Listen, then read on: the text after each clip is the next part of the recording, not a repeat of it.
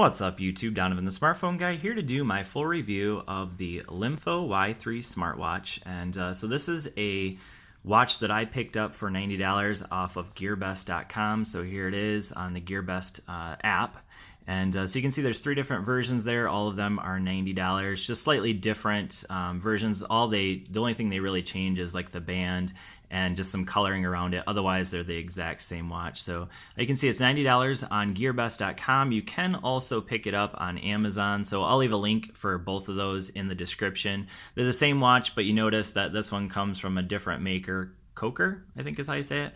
But it's gonna be $126 on Amazon if you're interested. So I don't know how long that deal will last on GearBest, but for right now it's still $90. So go ahead and check it out if you're interested. Links down in the description. So with that, I'm going to go ahead and jump into my full review and just kind of share my feelings about this watch after 2 full weeks of usage. So build quality wise, I would say this is a fantastic watch. So this has a 400 by 400 screen here. I currently have it on the lowest brightness setting, so you can see here we can go into low, medium, and high. At high, it gets very bright, and you don't need it really that high. Since I'm indoors, I'll go ahead and put it on mid so you guys can see it quite well. But anyway, so very beautiful screen. Obviously, at 400 by 400, you will see some pixels real close, but in general, you won't really see them.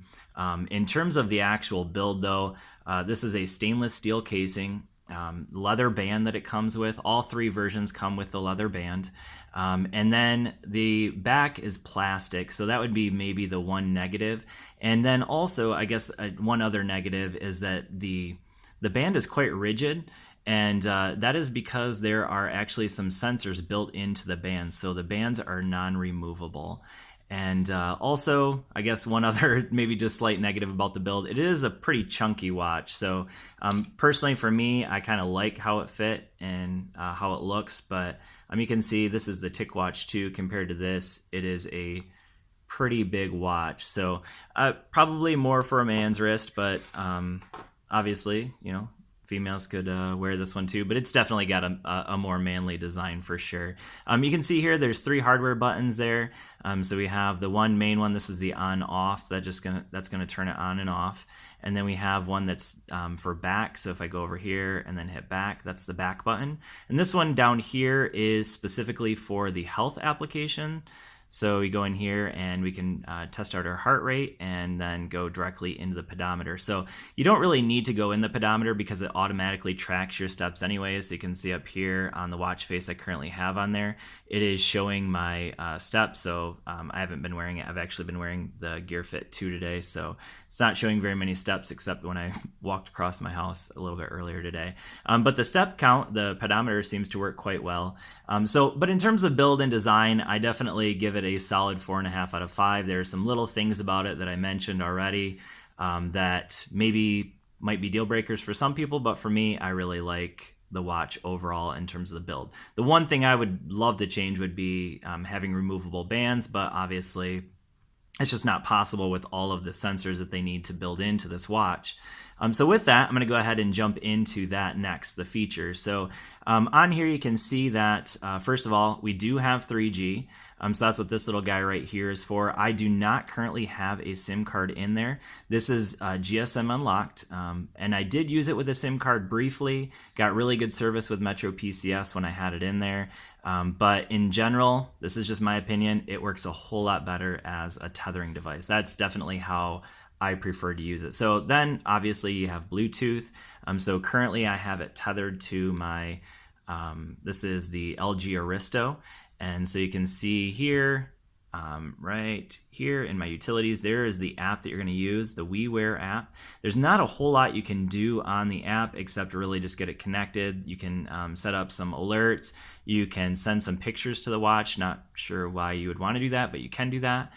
There are some remote control settings, and then you can also find the device. That's basically all you can do on the app. It's mainly just for tethering it, because once you get it tethered, then you're going to do the majority of the work from the watch. So I'll go ahead and jump into that and show you, like, here's some emails that I've received, and you can actually go in and interact with most of those as well, so that's really nice.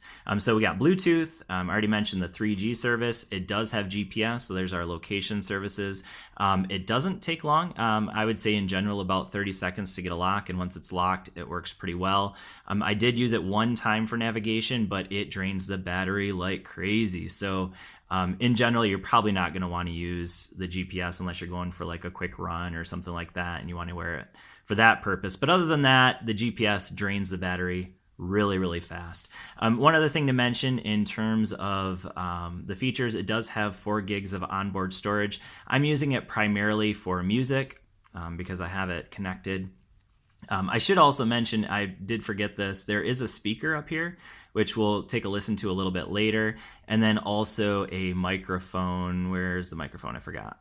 There it is, down there. So the microphone is facing you when it's on your wrist, and then the speaker is facing away, if we can get that into focus. So right there's the speaker.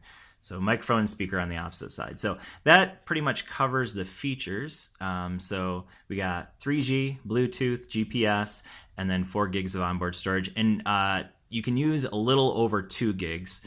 The rest of it is using the operating system. So let's jump to that next. So this is running Android 5.1, so that is Lollipop, so kind of an older version. And you can see that it's a very heavy skin. So if we go into About Watch, you can see here that we do have some status. So it's at 70%. Let's see here.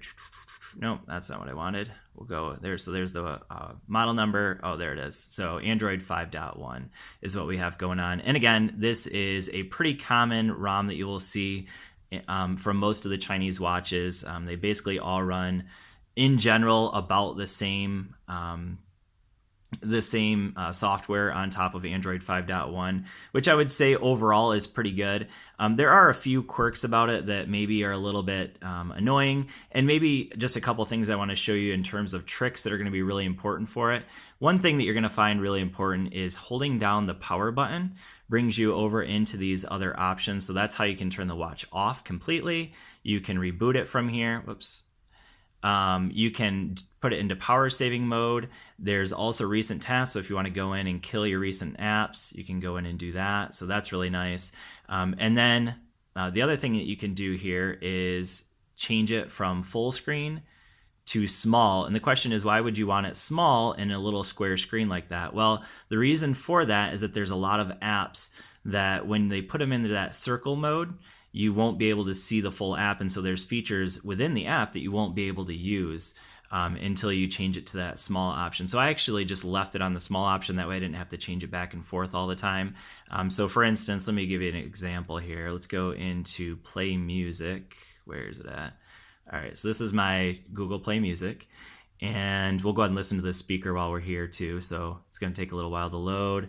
All right, so there we go. So we got a song on, and so I'm going to go ahead and hit play on the song, and you can see like right now I can actually see the whole thing. If I were to go in here, let's change it to full, and now go into my recent task and go back to the music, you will see that I'm missing a lot of features here that I can't touch. So I can't even touch the play button now.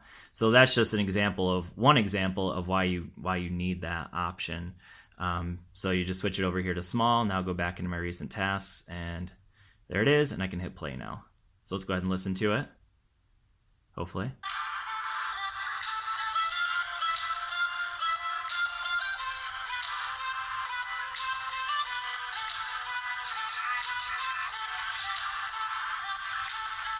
So it's not a super loud speaker, but I mean, it's loud enough. It's for a watch, and you know, you can hear it. Obviously, you're going to have your watch relatively close to you, so it's definitely loud enough that you're going to be able to hear it with no problem. So definitely works pretty well for that. Not the greatest speaker, but you can connect some Bluetooth headphones to it if you would like.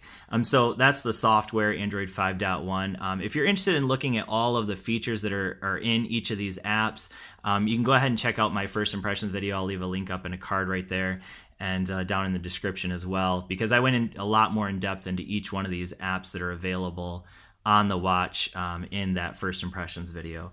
So next thing I want to talk about is the performance. So overall performance is pretty decent. It's using a MediaTek 6580 processor with 1.3 gigahertz of RAM, or sorry, 1.3 gigahertz for the processor, and then 512 gigs of RAM. Megabytes of RAM, not gigs. That would be an insane amount of RAM. So no, this is using 512. And in general, I would say it's pretty fluid. There are a few things, little quirks in the software that I haven't been able to figure out. So here you can see that I have Celsius, and I have not been able to get it to Fahrenheit. I cannot figure out anywhere in the world that you can get that changed. One other thing is, one feature I really like about this is that it does have this voice search option, but the voice search option is only available when you go into the settings. So there's no like quick way to get to it other than going into here and then scrolling through until you find voice search. And one other thing to mention, this is a kind of a software thing, is that I don't know how to rearrange the apps if you can. I don't think you actually can. I think the apps are where they are, and when you add an app, it seems to randomly place it. So like for instance, this Play Music is an app that I added, but it seemed to randomly place it there. I guess sort of in alphabetical order, but not really, because there's at the very bottom I have Facebook, so I'm not really exactly sure what the order is. It just randomly places them, I guess. I don't really know. So that would be nice to be able to actually customize that a little bit. It is Android after all, but I haven't been able to figure out how you can do that, if you can actually do that. So the last thing I want to talk about in this review is the battery life. So you can see pretty much that it's been at 70%. So this is with it currently tethered to my phone, which is primarily the way I used it. When I used it as a 3G watch, so I actually had my Metro PCS card in there, battery life was absolutely horrendous. You're going to get probably about 3 or 4 hours of battery life, and that's without like using it super heavily. So as a 3G watch, you're going to get through, a few hours, and 3 to 4 is probably a little bit low, more like 5 or 6 hours, but still not very good. You're definitely not going to get through a day if you're using it as a 3G watch. Now, as a Bluetooth tethering device, which is how I've been using it primarily, you will get through a day, but not much more. So that's something to keep in mind. But generally, I could get through a full day and have 5, 10, maybe 20% battery left at the end of the day, depending on how many notifications I was getting. And then if you want to just use it as a standalone watch and then every once in a while just turn on some of the features, then you could probably get 2 full days. So what I did is sometimes I would just, basically just use it as a watch. So shut it off and then flip my wrist, turn it on. And then when I actually wanted something, I would actually go in and, like, let's say I was in a meeting or something and I wanted to be able to get some Bluetooth notifications or whatever, I would just flip it on real quick, get it connected to my phone, and then shut it back off. And using it that way, I could easily get 2-3 days. And then if you're just using it in that power save mode, you can go ahead and plan on getting probably a full week.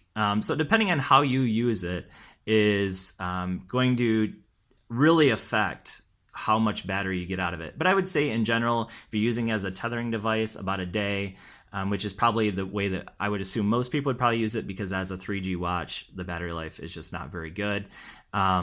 So yeah, anyways, hopefully this has been helpful. If there's any questions that I maybe didn't cover in this video, check out that first impressions video again, because I went over the software in a lot more detail in that video. But otherwise, if you have any questions, go ahead and leave them down in the comments section. I'll try to address them as soon as I possibly can. And again, this is the Lemfo Y3 off of gearbest.com. Thanks for watching, and I will see you all in the next video. Peace.